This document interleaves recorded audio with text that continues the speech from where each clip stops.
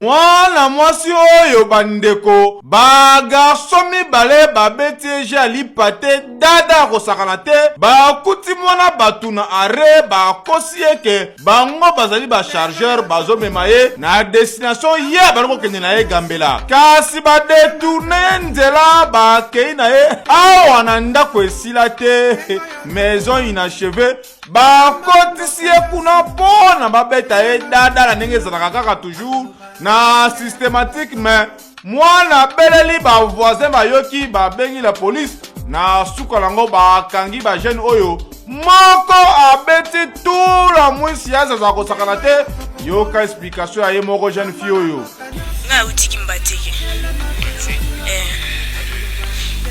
na bandoko ke kambila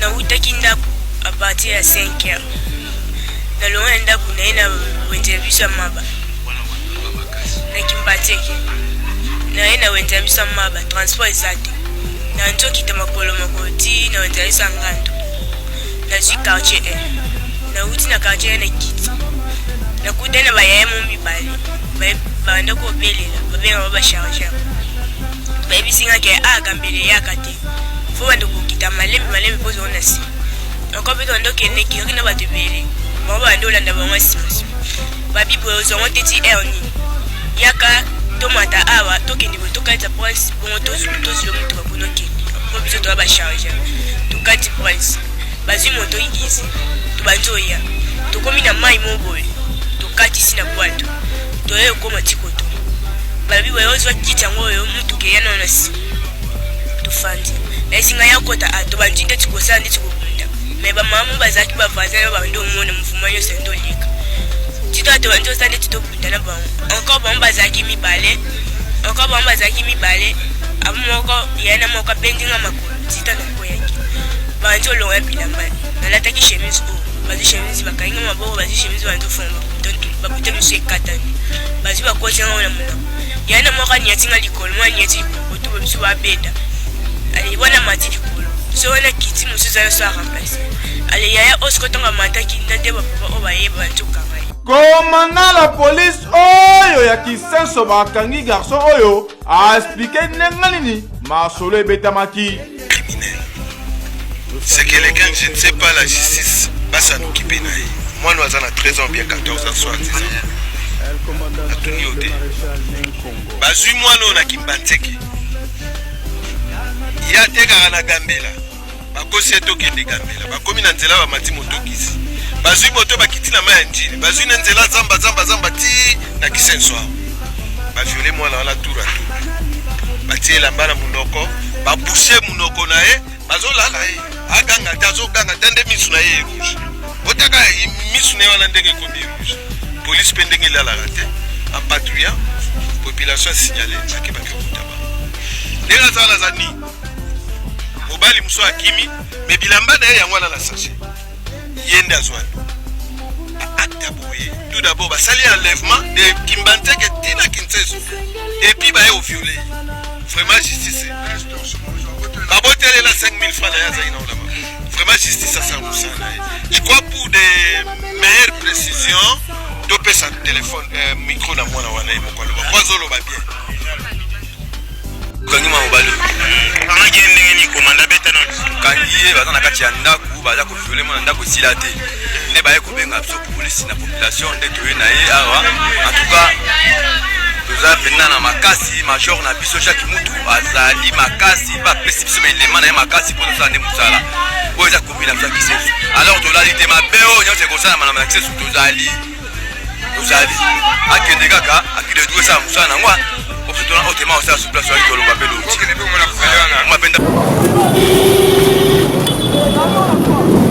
bana kimase kuna ti awa et puis ngapeda bana na kimase eza soni pona komina ngana komina kimase yende kaza bango mibale baye ngona bot ndenge baza boye ndenge baza bakena bango diete mati na makala soki otali ndenge bamenasaki ye basystématique kutu etikali na ccc ti masolo ebetami esali mabe makasi koleka oyo babengaka yango viol systématique esali pasi mpe mawa bamakama boye il faut côté maintenant on est sakanakate toze dénoncer ngoma be makasi mwana mobali luka mwasi na yo tika ko viola ka ba fia batu ozo ko sa na ba influence na yo oyo za nango eza mabe balala ngala mwasi basi balala ye basi balala ina mwasi ko balala ngapo na mwasi zoba buzobisien unasema bakizengisien zoba mutoka du coq ça va péter vous allez fuir vous attendez Kamara Congo hein ça attaque oui ça attaque le kelakaye bozo boma Congo bino moko boko selanga makambo nazo bano mama ndimanga pourquoi batutu bazo wela ko postuler otunate monde entier ko postuler qui ça c'est le qui place ba ko senga 50 ba 5000 ba postuler ba holandani mbongo soito za calme mande za bien ba yakate batikana ba ina na manda 6 mois ba bandiko ya kabla kure katana kinga na tongela bino azolo na pa buka mofema na lo bano polele ba timbeli ke mbongo eza na l'état loka ba toucher soki ba 21000 c'est ba combien to que profiter tonginda ya ona baka nani akozana susi ko sunga mboka chef de l'état oui na talima ba trace malamu na ye na lie sans fa na yete mais na somona ke mama ntele sokeni ba collaborateur ni nyakozana ba mama na lobi même atangai na kosa pe moyibi mais moyibi na ngape kozana ndolo na yibi mingi natika ponga na iba na parler mais razola mbezo ume na fungula nzungu saba iba na iba musina bomba na brick mais na iba 3 misunité sana komi na 3 baninga bakolala nzala na iba kali pa puto lipeka ochewa bi papa na briki ezaki mabele ezaki moto na bomba na briki tant ko mama pia pe na dame c'est oliane mabele na sina yako bomba musuni na place musu kata so bimaki mangana che musuni pour moi te l'équipe batama to ça échange ya bimi atikainga biro na che musuni nanga on comprend nga très bien. Merci beaucoup la Balandia de BSD Télévision. Bon, on a toujours branché, connecté. Les lots, aux ans, papa la biseau. Merci à toi. Dans mon aïba ibongo, pour qu'on ait des aïdés, ça on a su 3 misunités. Na je ba ke ba bande konanga. Loka mutazate na c'est na ibinyo c'est ko za manka na ko chaba ninga na per. Na ibika moko po eza posa na dame. Pourquoi yo mais on lequel quand même baninga on lequel bango mais na jina ndenge ke na ko ma 3 4 et après ça na ko ta suna compte. Pourquoi na leto mateke na ibaki kokina tika baninga pe baza. Mama, na bano polele. RDC tozo souffri. Bato ba boma nzoto na Congo ba nyoko ma bafuta mate. O bazo mona pasi tende bazo lembonga mpe. Bande Robali Ami, toza la deuxième rue des Bonhommes. Lopango ba escroqué plus de 25 personnes ba monga ndako et pas ba commissionnaire mais ba kolo lopango bango moko. Eza na 5 portes vides. Eza na 5 portes vides. Ba escroqué ba juste na porte ba monga 5 personnes. Baza ba luba. Mukolo panga za soi-disant procureur na mwasi na mobali na bana tout mibi to yaga depuis le bina butu nde toza to mukelo to qui plus de 30 personnes ba tumusu bazo ya nani toza la deuxième rue des Bonhommes munena lopango nyonso escroquerie outi wapi pe komone na miozo ya courage attends à quelques minutes obimisa pena mungongo bayoka outi wapi na uti na tele eza munene côté ya mausolée ya Etienne Tshisekedi wa Mulumba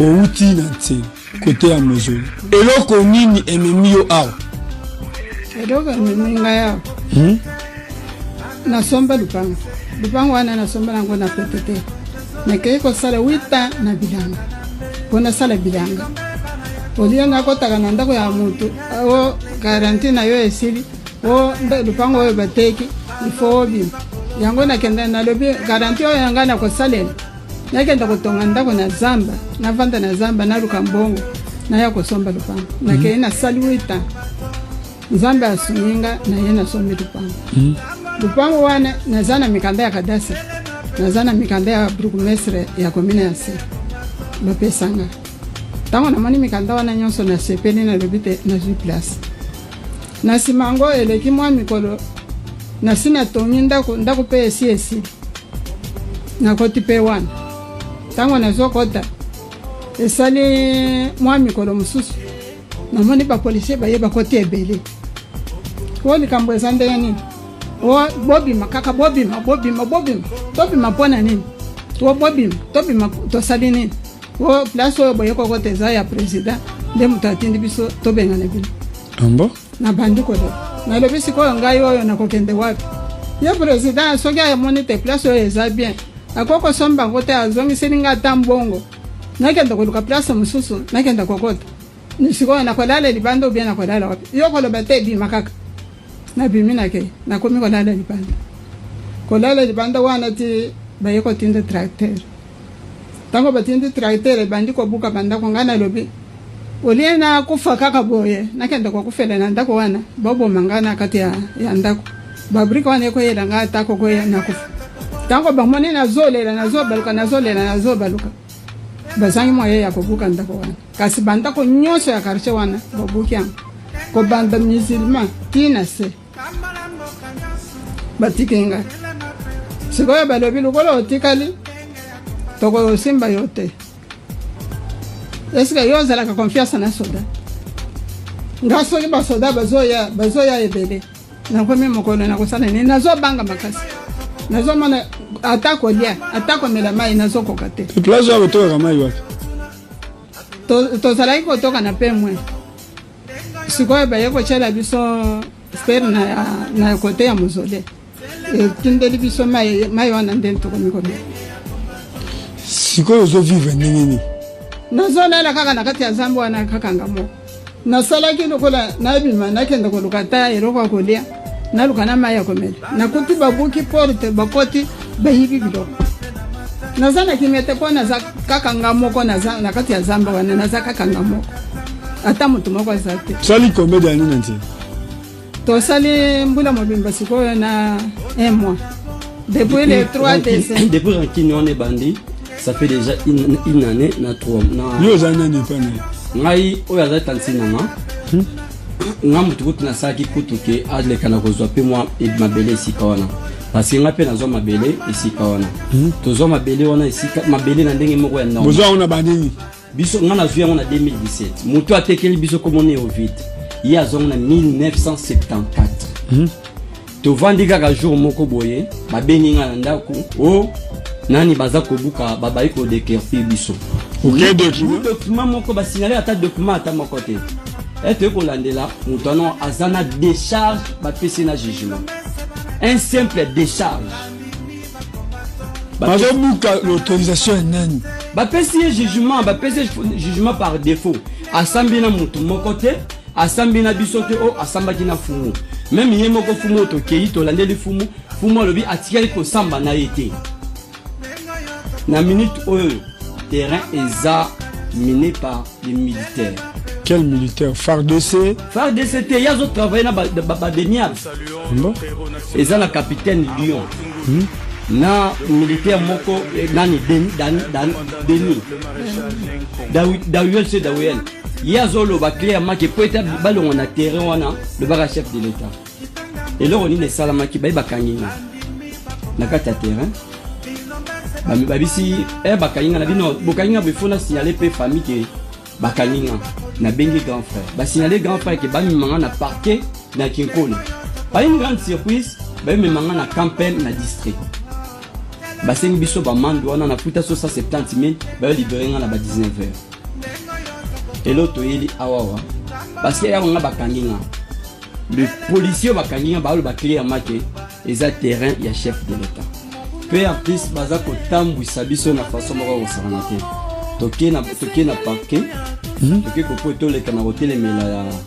jugement na ye amemi biso na 4 mairie alobi ke azo suspecté ba juge oya Kinkole biso to corrompre bango tandis que yende mutu jugement oya azo ko tenir na maboko wana ajon na Kinkole ya mwana komo le Christian Etambe azandeko ya Dudu Etambe oza chargé ya itinéraire ya ministre du Bidimu loba bien baba loba Christian Etambe azali ndeko ya Didier, azali ndeko ya Christian, azali ndeko ya Doudou Etambe, aza chargé ya mission ya ministre Didier Bidimbu. Ministre Ido Kabi. Aza chargé ya mission. Makambo zo lobo oloti to meli masanga to ka sentiment de ba caméra o tanga ba komba meli masanga te. Eza famille na bango. Excellence Didier Bidimbu o lelo to moni ba champagne fungomi pona ko sepela keno mokonzi mboka azui deuxième mandat. Eza je ya kotanga ya natangi eza na préciser bien pour te ba famille oyo baza konyokola biso. Eza famille ya écope de 5 ans de prison ferme, 2 autres co-accusés également. Les maçons impliqués dans la destruction du mur de soutènement de l'avenue Elenguessa ont été condamnés chacun à 2 ans de servitude pénale. Le bourgmestre Baudouin Vangui a été condamné pour participation directe à une entreprise criminelle. C'est pour avoir autorisé cette démolition afin de faciliter l'accès aux propriétaires d'une parcelle donnant sur cette route nouvellement construite pour désenclaver la commune de Makala. Le tribunal en a outre ordonné l'arrestation immédiate, la confiscation des objets saisis, à savoir les marteaux, la scie à métaux, la bêche ainsi que le burin, et condamné les prévenus aux frais de l'instance à raison d'un 5e chacun, récupérable par 10 jours de contrainte par corps. Pour la partie défenderesse, l'infraction de destruction méchante ne pouvait pas être soutenue contre le bourgmestre dans la mesure où elle ne concerne que un auteur matériel. La loi pénale n'a pas été violée par le bourgmestre, il a juste autorisé un aménagement et non une destruction. Par conséquent, le bourgmestre de Makala devrait être acquitté puisqu'il n'a pas autorisé la destruction méchante, a déclaré son conseil. Ce sont des passants et autres voisins qui ont dénoncé cette situation dans une vidéo devenue virale, ce qui a poussé le gouverneur de la ville à descendre sur place le week-end dernier, se rendre compte de la situation et interpeller les auteurs. Dossier à suivre. Dieu t'a donné un petit foufou, fais aussi une petite prière. Vous avez compris? Faut pas un petit foufou comme ça, tu fais une grosse prière comme si c'était petit foufou, petite prière. Grand foufou, grande prière. Ah, c'est comme si tu critiquais Dieu. Et Dieu aime les gens qui sont vrais. David prie, il dit, Psaume 77, il dit, une chose me fait mal, la droite de l'Éternel a changé. Toi, tu peux dire à Dieu, oh Dieu, tu as changé. David a dit à Dieu, non, non, non, Seigneur, tu ne sors plus avec nos armées, tu n'es plus le Dieu d'autrefois. Une chose me fait, tu as changé. Et Jonas, quand Dieu lui demande, tu es fâché? Je suis très fâché. Jusqu'à mourir. Toi, si Dieu te demande, tu es fâché? Non, non. Mais fâché pour quoi? Ça va péter. Péter. Vous allez fuir. Papa nazali moimboka. Nazali moimboka na mbandaka mpe eze kopesa biso mawa. Toyebi te tina ya gouvernement soki batiaka ba élection. Ndeko soko tami liboso na moninga ya biema. Butu mobimba na bongonjo na site ya bongonjo. Police beti masasi loka motema elingi kosala épanouissement ko panda ba témoin na kata bureau de vote. Toyebi tina te. Bon toyebi te élection ezalaka. Droit ya citoyen congolais to élection ezalaka ya kosalaka bamaguye ya koyiba kokende kobomaka bato tondenge toyebi te. Yango tongi totuna na gouvernement soki ezala élection ezalaka droit ya moto asengeli akenda kovote ndenge azwaka carte de lecteur, mais esengeli batikaka biso tovotaka libre. Ekoma polisi osala mwa moke polisi mataki mon frère na élection ya lobe eleki mabe na Équateur. Masasi abeti na Équateur lokola ngulu toyebi te, lokola mbula toyebi te.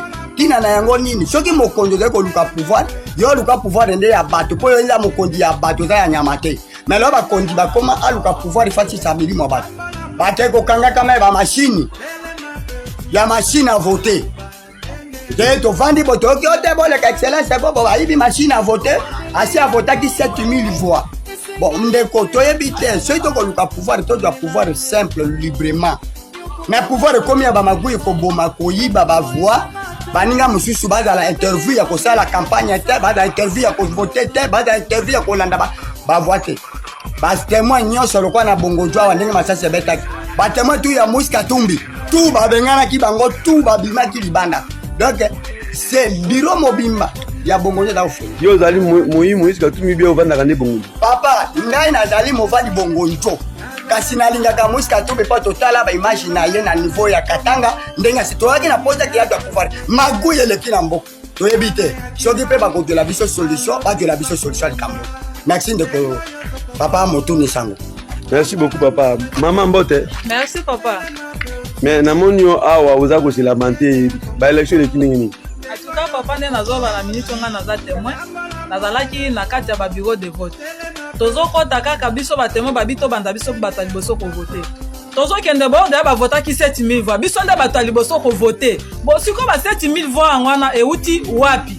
Oh bobo déjà ba voter oh ceux qui ba mususu ba voter bango ba 7000 voix wana mais biso batali boso nde to votaka biso ba témoin to kuti déjà ba voter et puis biso na kati ya salle ko ba ngi biso to vanda na kati te ceux qui to koti ka muke ba bengani no biso bobi mabokende bo biso tozo bima tozo kende au moins kala te ba fungoli machine makambo bazo sala ko na kati biso tozo ebate na sima to mona kaka boy masasi babandi ko beta masasi kaka pamba po ba intimider biso to kima to meki ko kima tozo nga na kati ya basali balingi lisusu te mutakokota lisusu te bakangi ba porte tina babeteli masasi toyebi te babengani batu nyonso na kati o election ekoki tozomona o bavoi ekoki bavango ekoki batu kombe o bavotaki o ekoki si bavoi wana nde na yango wana boye baimage ezali batu bazalaki tokotinda baimage ya baevenema nyonso oyo esalemaki atuka bamenase biso makasi kaka pamba eloko moko ya grave ezalaki kaka tovote tobima me baye komenase mpona bamoyibi na bango oyo basalaki na kati mpona bamashine. Papa Mbote. Mbote. Koni yo na ba élection ekini nini? Bon ba élection kana za moto ensemble, ba élection nazaki na bakusu. Ileki malamu te. Il y a eu des fraudes, makambo ebele to moni pena to so to miso bakasi te to laki ba superviseur mais to moni mambo ebele. O to moni marqué to ki na ba centre différent. Les babeti wa masasi li batu bani batuka moi ba fraude to moni on a miso pena na miso niveau ya bakusu. Malgré to yeko te moi muke to s'imposaki les sali ke ba ya kubanga moi muke. Mais ba machine so lengi on dirait kota on dirait bani ba bibisa ke mabe makasi élection malamu te.